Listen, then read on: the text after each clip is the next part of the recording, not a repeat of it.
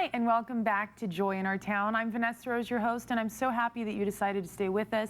If you happen to be joining us for the second part of the program, we are here with Shiloh Lundahl, and he is the Director of Parent Arizona and Counseling Services.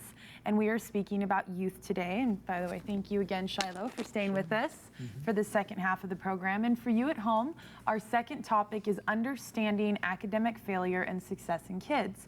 And that is something that as a parent, even as an aunt, I deal with my niece and nephew, as a grandparent, every child is going to go through school and every child is going to succeed and every child is going to fail in certain things. Some kids do poorly at school, even though they're smart. I think there's a lot of truth to that. There's different intelligences in different subjects. Like myself, math was never my strong subject.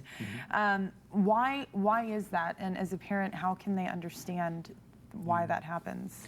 Well, there are a lot of reasons why kids either succeed or fail in school.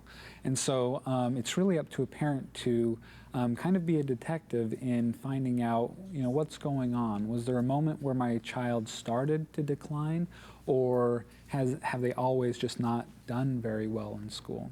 And so it can be related to maybe there's been a divorce, or maybe the child has experienced some sort of trauma, whether it's at school, whether it's at home.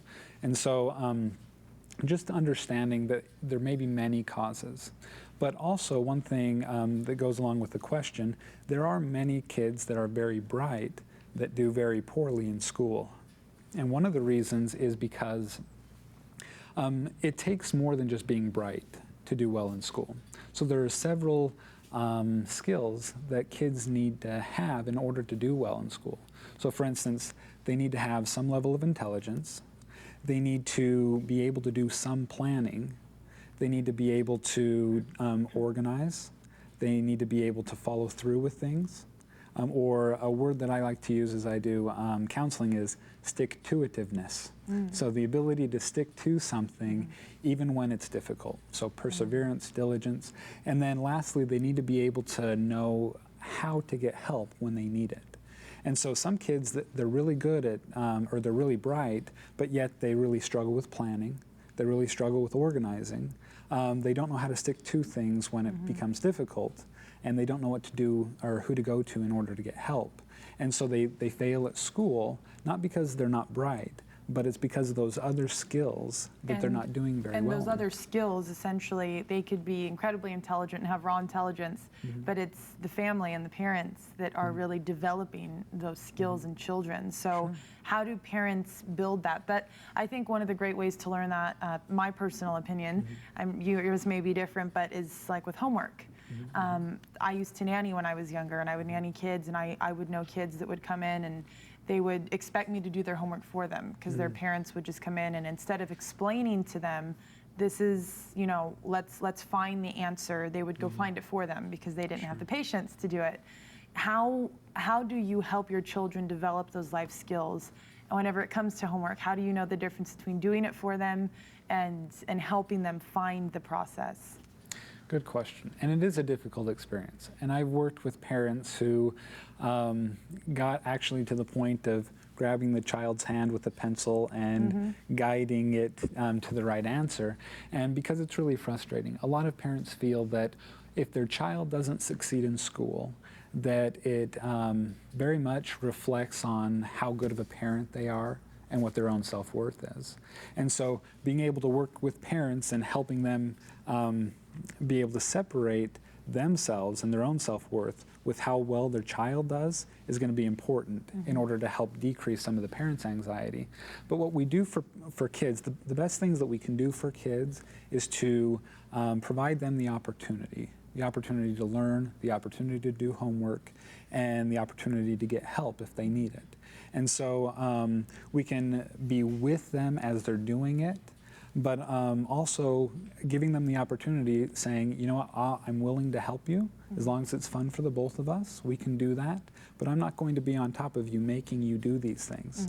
Because what we can do as parents, what we can fall into sometimes is because our desire for them to do well in school is stronger than their desire, we come from this place of you need to do well. And this child can feel really smothered or really pressured, and so now they start to associate school with this very negative feeling. And that can hurt them well into college years. And so what we do is we, again, provide the opportunities, and then we provide ourselves as a resource to help them as long as things are going well. But some kids aren't really ready for school until later on. For me, it wasn't until I was a junior in high school that, or I think a sophomore in high school, to where school started to really matter. And for some people, it isn't until they get into college. But if there's a negative association when they're actually ready for it, then they may choose not to do it because of that negative association. And as a parent with teachers, where do you draw the line of the teacher's responsibility versus your responsibility and teaching your children? How do you draw the difference there? Because I've seen some parents that, oh, the teacher sends home this or the teacher sends home that.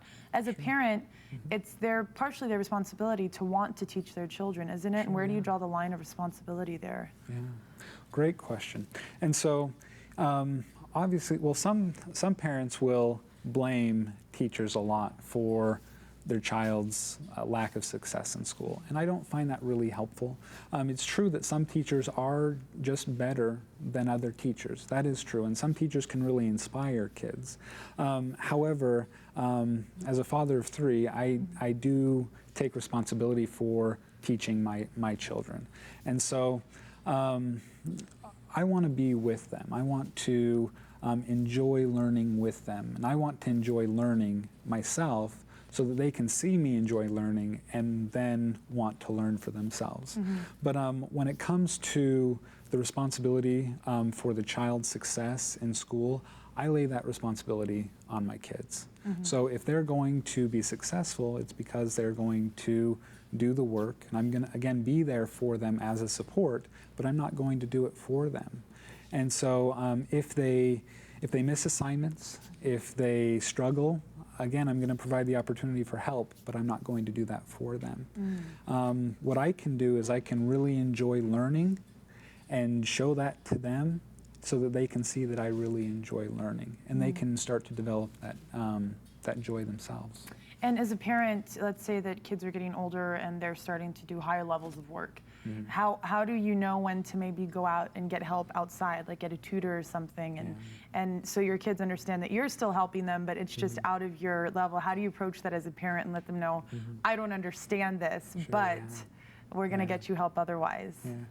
And that happens a lot, but thank goodness for the internet, because for Google, right? You can go to math.com, and I mean it kind of goes through all of how to do different levels of math. Also, helping your kids learn how to get help is going to be important, whether it's from teachers or whether it's from other students. One thing that saved me in school was doing study groups and learning how to get together with other people who understood it, and then being able to learn it that way. And so that's a skill of life, is how to learn how to get the help that you need. Problem solving, yeah. Exactly. And so what we do as parents is we do a lot of guidance in helping our kids learn how to solve their problems, who they can go to, where they can get the help, and then we support them in doing that. Yes. And so how do you, as a parent, what's your advice to parents usually if they're working parents? And I'm sure you've had people come to you and say, I work, I get home, where do I find time? How do I help my kids? Where do I find patience? What's your advice to parents to help within themselves, almost retrain themselves in essence? Whenever you have children, nobody, there's no training course, right? There's no Crash 101 to become a parent. How do parents deal with that, and what's your advice typically to them if they are working and they are trying to, especially if they're a single parent or trying to keep a house going, to really find the patience and time to help their kids with school and with homework? You know, that is tough. It's tough when parents work so much, or when it's a single parent home. It's very difficult to find the time and to meet all of the needs of the kids. To be able to have a pretty sincere conversation, especially if a child is a little bit older, and saying, you know what, son, this is what I can do, okay? But I know that it's important to you that I'm there to support you, and so I'm going to carve time out at this time of day in order to be there with you, whether it's at 6 a.m., whether it's at 6 p.m. What I'm going to do is I'm going to provide that opportunity so that you know that I'm here for you. So that's really important. Also, to coordinate with other parents and other kids. Doing study groups is going to be helpful, but really getting resources to help support the child in learning. And is it important, as the last question, we have about a minute here, is it important to understand for children in school and sports and anything, it's okay to fail and it's okay to succeed? Because I think in our society we've become as a whole, nobody can fail anymore. Is it important for their character as they grow up to understand failures and success and being successful? Yeah, absolutely. One of the best things is to have your child fail at something. And so what you do, and this is something that comes out of Love and Logic, which is a class that I teach here in the Valley, you give your child something that they can do, and then you hope and pray that they fail. And then as they do fail, with empathy and sadness, you allow a consequence to happen. And then lastly, you give the child the task again. And what's neat about that is the child learns from the consequence that they failed at something, but that they can still go and try it again. It's the opposite of that is to give the child something and then hope that they do accomplish it, and then when they don't, get angry and frustrated, and then take away the ability to repair it.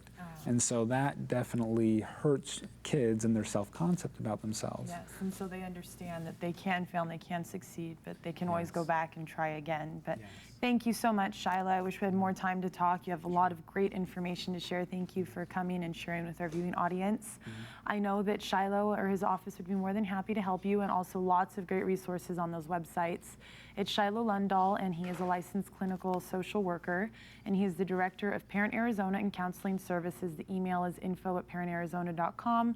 The website is parentarizona.com and arizonafamilyinstitute.com. Thank you so much at home for watching. We'll see you next time right here on Joy in Our Town.